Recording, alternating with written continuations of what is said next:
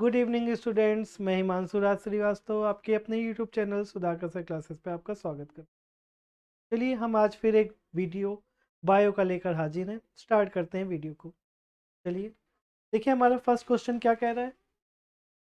First question कह रहा है हमारा व्हाट इज कॉमन फॉर, क्या चीज़ कॉमन है किसमें किसमें, कैक्स्ट्रा, ट्रिक्स एंड लीचेस में। क्या चीज़ ऐसी है जो तीनों के तीनों चीज़ में पाई जा रही है, नहीं कॉमन चीज़ पाई जा रही है। तो देखो क्या लिखा हुआ है, ऑल फीड, ये तीनों लोग किससे फीड कर रहे हैं, पैरासिटिक मोड से। ठीक, और ये क्या करते हैं, जो पैरासाइट्स होते हैं वो क्या करते हैं, अपने होस्ट को क्या करते हैं, हार्म पहुंचाते हैं।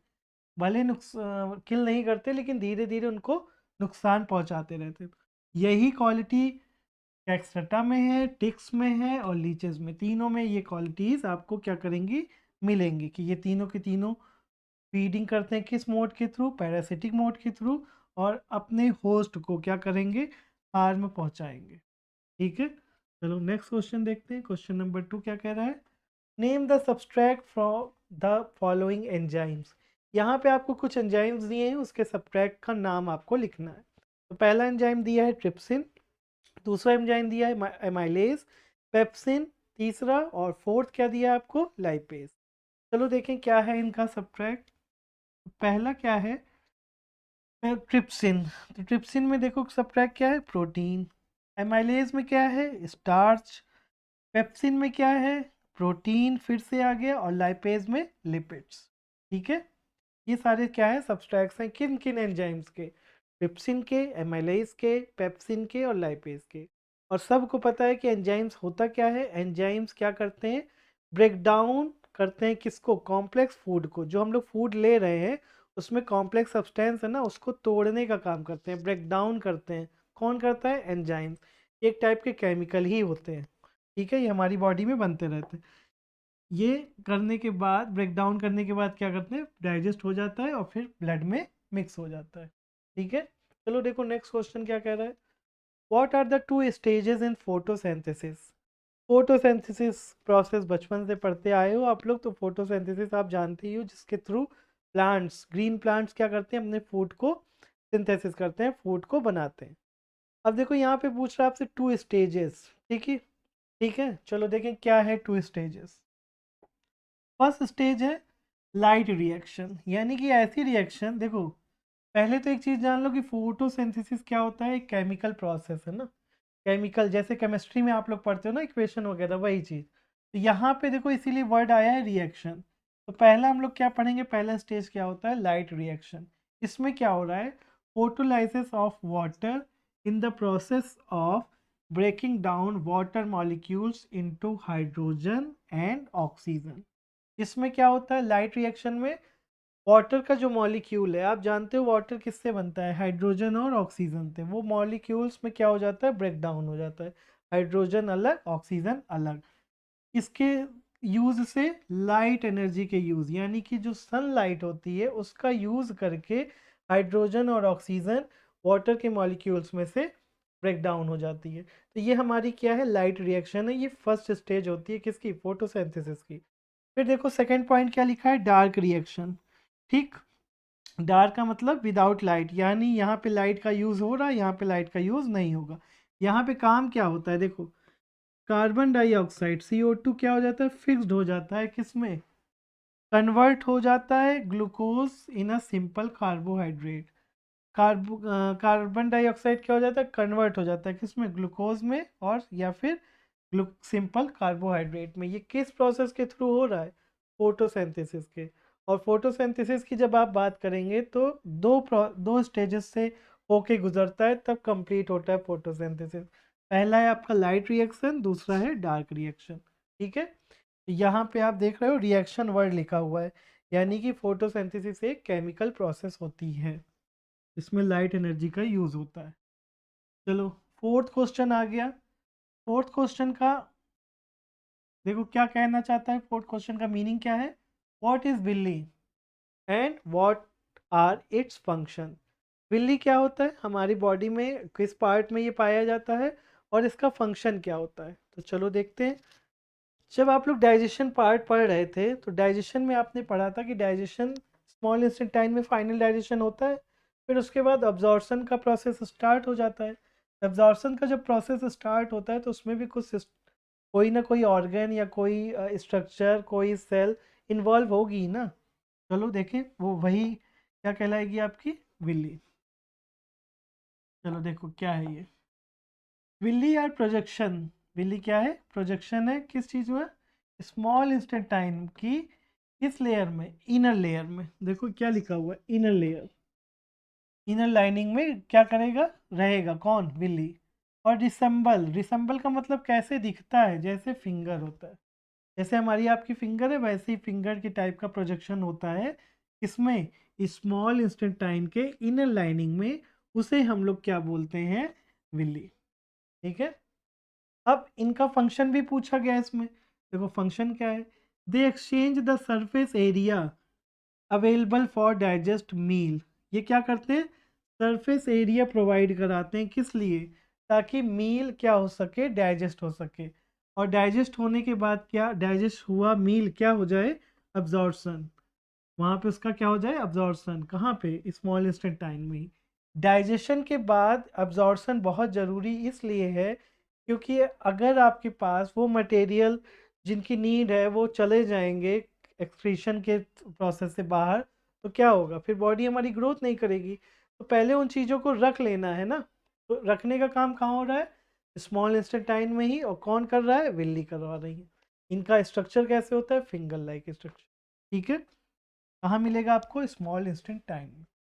चलो क्वेश्चन नंबर 5 देखते हैं क्या कह रहे हैं। क्वेश्चन नंबर 5 में आपसे पूछ लिया गया है, what state two vital function of kidney. Kidney का फंक्शन पूछ लिया है। किडनी हमारा एक्सक्रीटरी सिस्टम का एक पार्ट है, इसका बहुत इंपॉर्टेंट रोल है हमारे बॉडी में, क्योंकि वेस्ट मटेरियल का बॉडी से बाहर होना भी बहुत ज़रूरी है। अगर आपके घर में वेस्ट है या कहीं पे भी वेस्ट है तो क्या है, वो वेस्ट ही है। वो क्या करेगा, या तो बीमारी फैलाएगा या तो हमारे न किसी तरह से हमको नुकसान पहुंचाएगा। तो बॉडी से उसको बाहर करना बहुत ज़रूरी है। तो किडनी का काम यही है। अब देखो उसके अलावा देखो क्या काम है किडनी का, it keeps the body's water balance in check. ये क्या करता है, keeps the body water balance, water के बैलेंस को मेंटेन रखने का काम भी किडनी का है। कितना वाटर बाहर जाएगा वो काम कौन कर रहा है, किडनी। क्योंकि बॉडी में वाटर का होना कितना ज़रूरी है सबको पता है। वाटर का बैलेंस बनाने का काम किसका है, किडनी का। और साथ में देखो और क्या कर रहा है, इट रेगुलेट्स, किस चीज़ को रेगुलेट कर रहा है, कैल्शियम लेवल को। कैल्शियम लेवल को मेंटेन कर रहा है, रेगुलेट कर रहा है, कहाँ पे, ब्लड में, ताकि हमारी बोन्स क्या रह सकें, हेल्दी। बोन्स हमारी हेल्दी रहेंगी कब, जब हमारे पास कैल्शियम होगा एनफ क्वांटिटी में। और इसको रेगुलेट करने का काम कौन करता है, किडनी।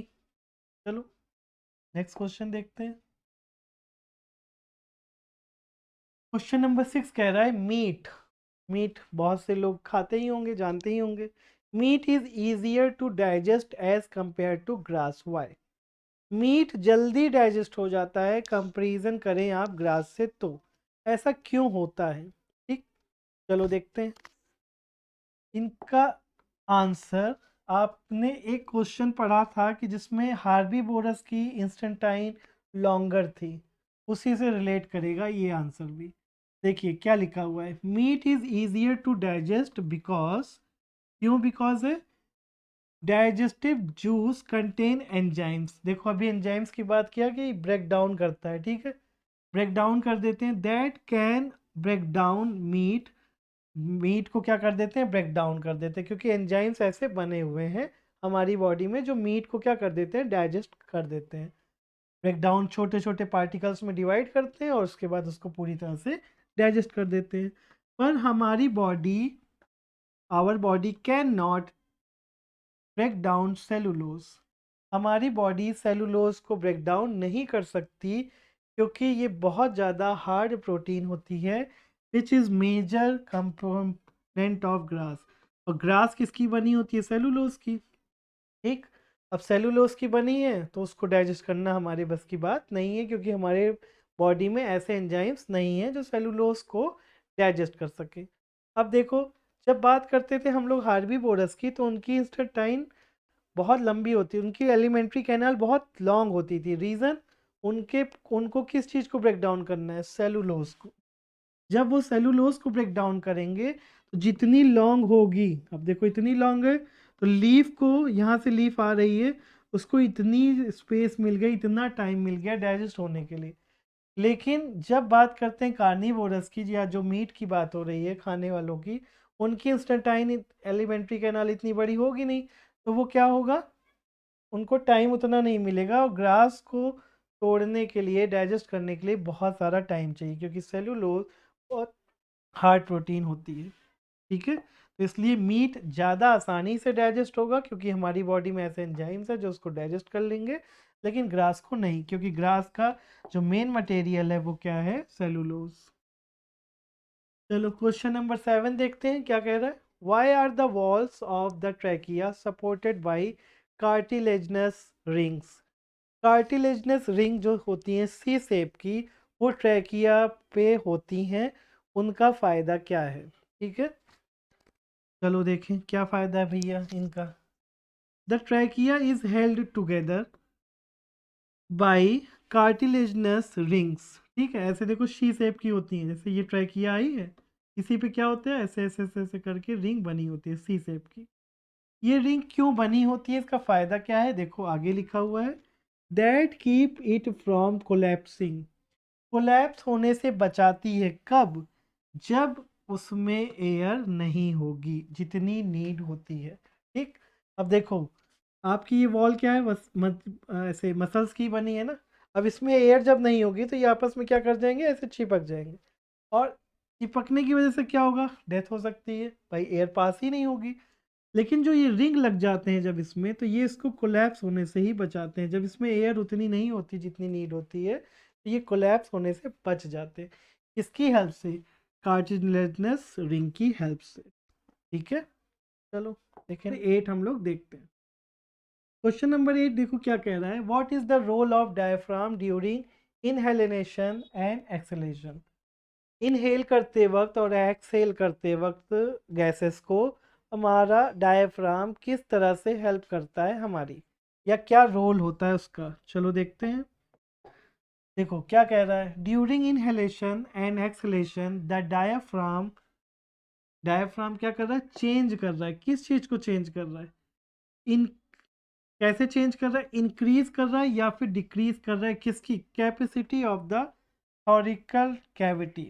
ठीक है, कैविटी के वॉल्यूम को घटा बढ़ा दे रहा है, जिससे क्या कर रहा है? इनहेल और एक्सहेल करने में हमें किसी भी तरह की पावर लगाने की ज़रूरत नहीं पड़ रही है।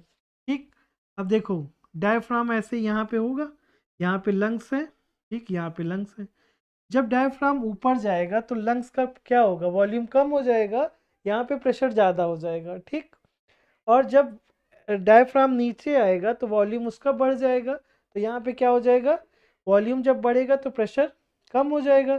जब यहाँ का प्रेशर कम हो जाएगा लंग्स का, बाहर क्या है? प्रेशर ज़्यादा है, तो एयर ऑटोमेटिक इन आ जाएगी किस में? लंग्स में।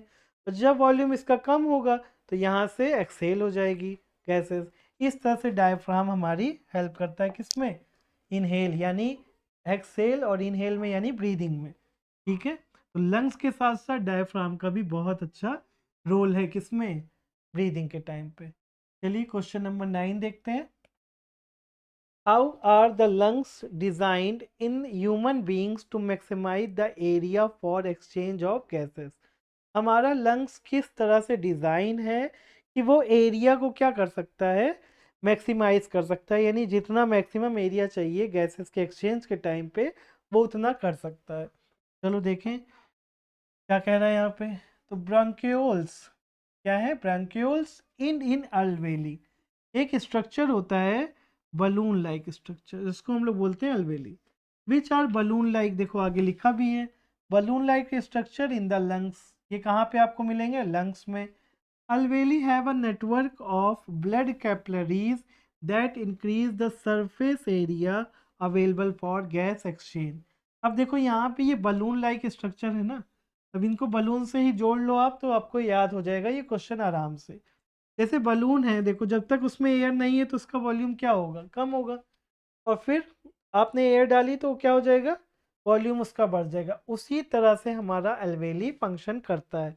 इसलिए अपने आप लंग्स मैक्सिमाइज कर लेते हैं, एरिया को बढ़ा लेते हैं, इसलिए गैसेस के एक्सचेंज के टाइम पे, क्योंकि ये बलून लाइक स्ट्रक्चर होते हैं और जितना एरिया चाहिए इनको उतना एरिया कर सकते हैं।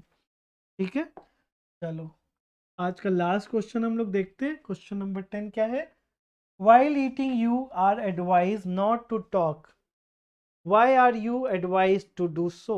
खाते वक्त आपको बात नहीं करनी है, ये एडवाइस आपको क्यों दी जाती है, क्यों ऐसा कहा जाता है कि खाते वक्त बोलिए मत। चलिए देखते हैं इसका आंसर। खाते वक्त और बोलते वक्त ये चीज़ आपको ध्यान रखना है कि जब हम लोग बोलते हैं तो विंड पाइप उस समय ओपन रहती है, और बोलते वक्त अगर आप उसी वक्त खा ले रहे हैं तो वो खाना आपके कहाँ चला जाएगा, विंड पाइप में, जिसकी वजह से एयर पास नहीं होगी और क्या हो सकती है, डेथ तक हो सकती है, या थोड़े टाइम के लिए बेहोश आप हो सकते हैं। चलो देखें, we are argue to do so because, हम लोगों को क्यों ये चीज़ कहा जाता है कि खाते वक्त तो नहीं बात करना है, बिकॉज फूड पार्टिकल्स में enter the wind pipe when eating. उस समय हम लोग बोल रहे हैं तो हमारा विंड पाइप ओपन है और पूरी तरह से खाना वहाँ पे जा सकता है, जिसका कॉज क्या हो सकता है, चोकिंग। इसलिए खाते वक्त आप बिल्कुल भी बात नहीं करेंगे, जो भी बात होगी आप खाने के बाद करेंगे। ठीक है, तो खाते वक्त बोलना नहीं है, गलती से भी अगर फूड विंड पाइप में चला गया तो प्रॉब्लम हो जाएगी। चलिए, आई होप आपको वीडियो पसंद आया होगा। हमारे चैनल को सब्सक्राइब करिए और वीडियो को शेयर लाइक ज़रूर करिए। Thank you students.